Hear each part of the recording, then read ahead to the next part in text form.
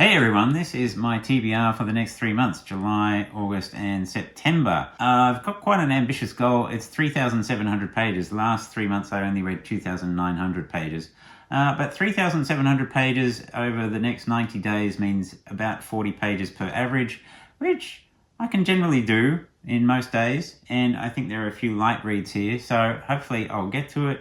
If I don't, well, that happens. First off, I'm going to talk about fantasy. First up, some Brandon Sanderson. No, I'm not going to read this whole thing. I am going to read The Emperor's Soul, which is the novella. It's about 110 pages, which is set in the same world as Elantris, which I read beginning of this year. So that is the next in my kind of Brandon Sanderson Cosmere journey, and I'm really looking forward to that.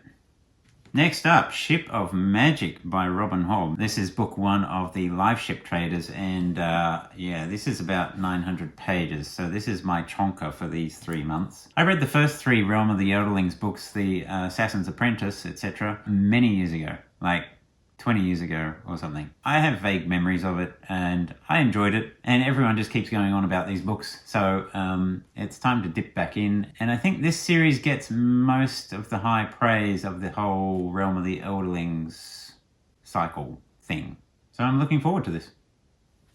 Next up, The Warlock of Firetop Mountain. This is the first book in the Fighting Fantasy series. So I said in my Fighting Fantasy book haul that I would be reading through all of them, and I am. So this is the first one. I will actually be... I've actually got 3 copies because they're all slightly different. This was a special 25th anniversary edition which has details about the background. So I'm going to be reading this one, and it will be sure nice to get back into some fighting fantasy. Next up, The Shaping of Middle-earth by Tolkien, edited by his son Christopher. I've basically been reading one Tolkien every year, so this is the next one. This is the 4th book in the history of Middle-earth. If you're unaware of what these are, there's The Lord of the Rings, there's The Hobbit, and then there was The Silmarillion, which was stuff that Tolkien wrote that was background material that kind of got published after he died. And then this is even more material. Again, it's stuff that J.R.R. Tolkien wrote, and then Christopher is just putting editorial notes on it in terms of, okay, well, this scrap here is, well, scrap. Sometimes it's scraps, but no, there's large chunks of story in here. And sometimes there's different versions of manuscripts. So in the same way that Brandon Sanderson has actually released the earlier kind of what he calls prime copies of various of his stories, I think this one in particular talks about the beginnings of what was to become the Silmarillion and some early versions of that. The last book I read, the 3rd one, was a bunch of poetry, and that was a bit too much even for me. So hopefully this will get back to some good stuff. I really enjoyed the first 2 books, and hopefully we're getting back to that. Can't go past Tolkien for just ridiculous depth. Next up, The Subtle Knife by Philip Pullman. This is the 2nd book in his Dark Materials series. I really enjoyed the first one, so heading on to the 2nd one. Rounding out the fantasy, it's How to Train Your Dragon book number 2, which is How to Be a Pirate by Cressida Cowell. So this is just continuing my read of that series.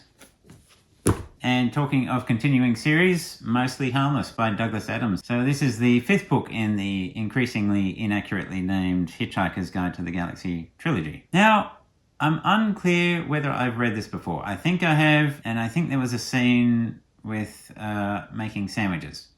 That's all I remember. Hopefully this is better than the last one.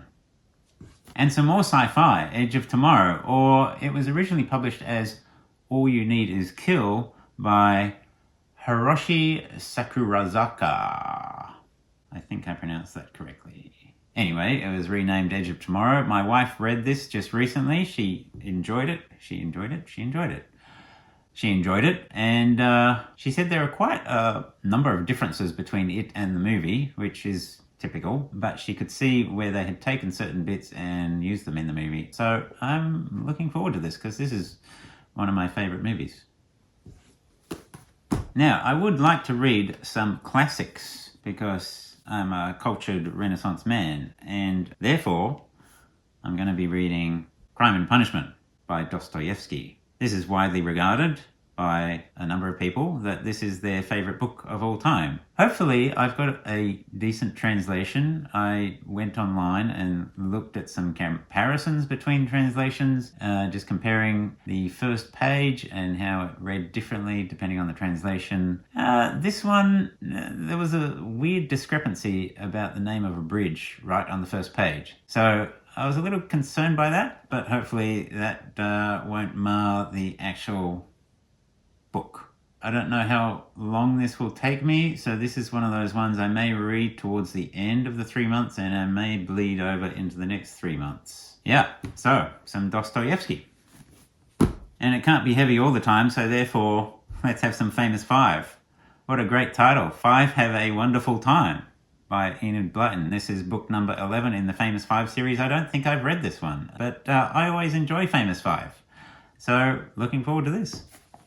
Last of all, Billy by Pamela Stephenson. This is a biography of Billy Connolly, and well, it was on the bookshelf, and my wife basically said we need to get rid of some books. So this is probably one I can get rid of. I will read it. I want to read it, but I don't think I'll want to keep it after reading it, so I can read it and then re-gift it to someone, or give it to Vinnie's. I'm not sure where this came from. It's a big trade paperback, so that's nice to get off the shelf after I read it. So that's my TBR for the next 3 months. Let's play a game. If you think you can guess what rating I'll give these, leave a comment down below and give the score of what you think I will rate these books and maybe what you would rate these books, and we'll see how we go at the end of the 3 months. Anyway, leave a like and subscribe if you want to find out about the results of this, and I will see you in the next video. See you later.